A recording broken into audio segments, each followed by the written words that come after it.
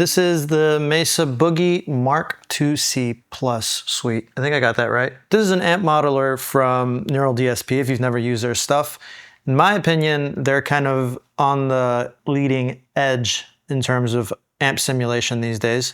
But let's dive in a little bit more. I'll tell you my thoughts and you can decide if it's the amp simulator for you. So when you first load up, you're gonna get this default sound.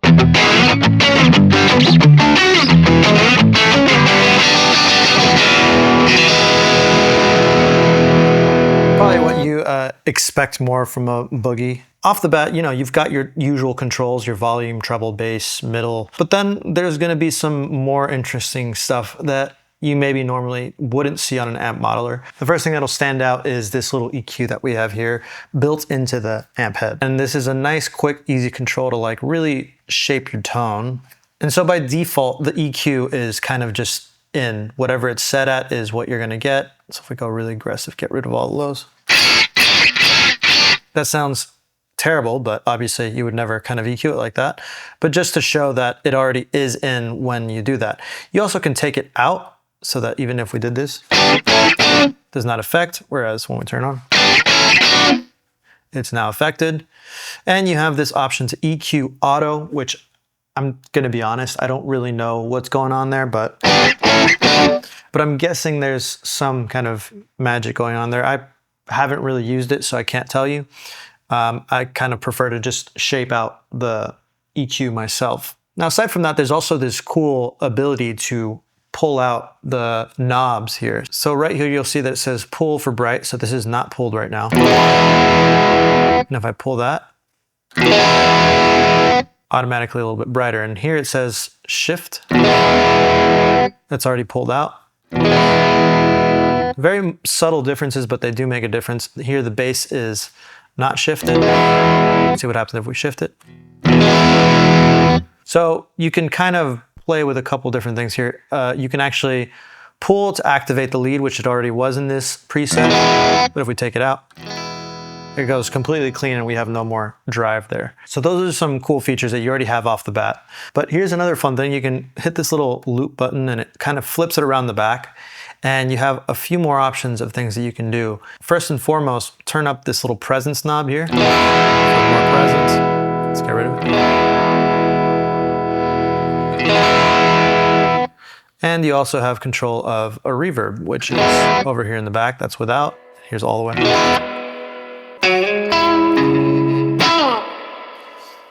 You also have an option to switch between Simul class and Class A. From what I can tell, Class A gives you a darker sound. Plenty of options to play around with there. You also have the ability to switch to a different head here. And the controls here are the same, but the sound is very different.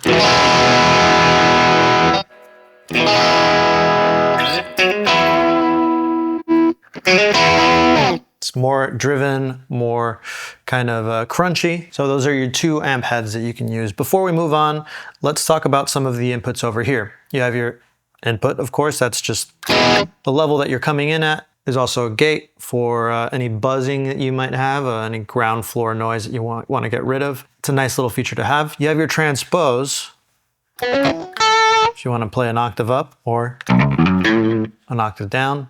It's kind of got a bit of a digital sound, but that's kind of expected for something like this. You can input stereo if you are running a stereo rig, but mono is what most of you guys are going to be using. You also have a doubler here. So if you run this plugin in stereo in your DAW, you can kind of create this nice doubling effect. Let's go with, that's without it. And with it. So it sounds like it's just duplicating the sound, spreading it left and right, and you can choose how much spread you have if you want to go really extreme. So you have plenty of options here. You've got lots of presets from different artists and a bunch of factory presets, which we're going to go over in a second. And aside from that, you have a tuner built in, so you can make sure you're in tune. A metronome built in case you want to practice. And you have your tap tempo here if you want to change that. But let's move on to the next section, which is the cab. And you have 3 different cabs here, all of them slightly different in sound. I'm not going to deep dive into every cab sound here, but you can explore those on your own. What I will talk about a little bit is what's kind of standard in these NeuralDSP amp sims, which is the ability to put on some microphones here. You have everything from a Shure 57, the 409, 421, the 184, 414, list goes on and on. You can even do some ribbon mics, the Royer 121, for example. And if we were to change that, let's alternate between the 57 and the 121. And there is a difference there, and you can even change the position if you want it to be more directly on the cone. If we go, gets a little darker the more you get off axis. And you can even change the distance if you want to put it pretty far back, move it off axis. You're going to get a very different sound depending on where you do that. You can change your mic level. You can pan it. You want it more right, because you can also combine it with a different mic. And you can see here we have a different mic on the different speaker, and you can kind of create a blend between both of those. You have the ability to shift the phase if you find yourself getting out of phase. In this case, they're perfectly fine in phase, so we're going to leave that. And here's a cool feature that I like that I haven't seen on the other NeuralDSP stuff. I'm sure it's on other stuff, but this is the first one that I've seen, is the room level. You can kind of bring in a room mic. So if we wanted to bring down the mic levels and only leave, let's go really dramatic here. Let's take off the mic level, and now you just have a room mic.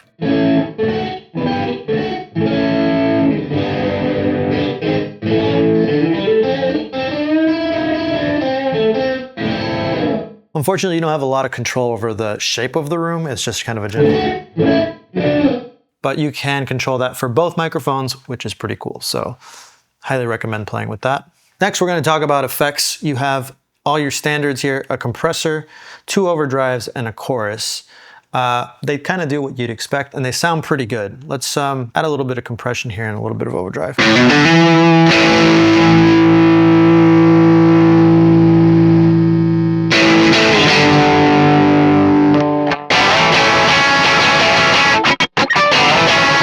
And let's make the tone a little darker. And something worth noting here is that they are running as actual pedals. So they are following the signal flow of each other. So anything you do up front will affect the next one. So if we come over here to the chorus, it's going to be affected. So let's take off some of these overdrives.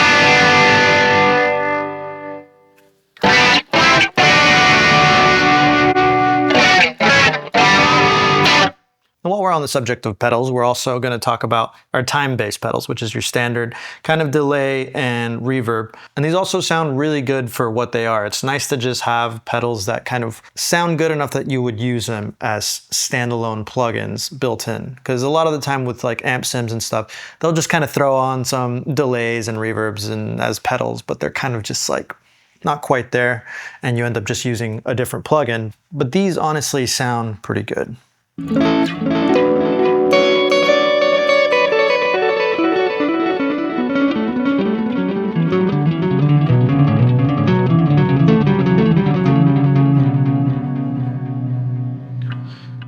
They are pretty straightforward, simple pedals, but they do what you want them to. You've got your single mode, your dual mode. You can sync them by BPM, or you can just go by milliseconds and free roam it. Same thing goes for the reverb, pretty basic stuff, but sounds really good. So you've got, your basics, just the pre-delay, a high pass, a low pass, and your decay and your mix.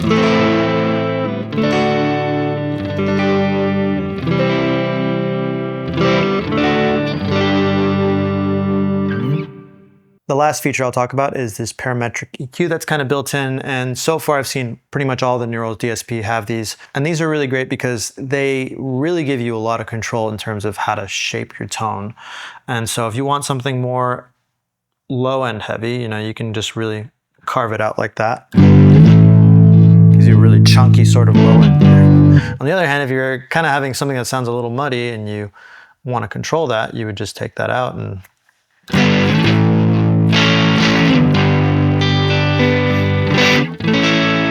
give it a little bit more spank. You can turn up the high stuff.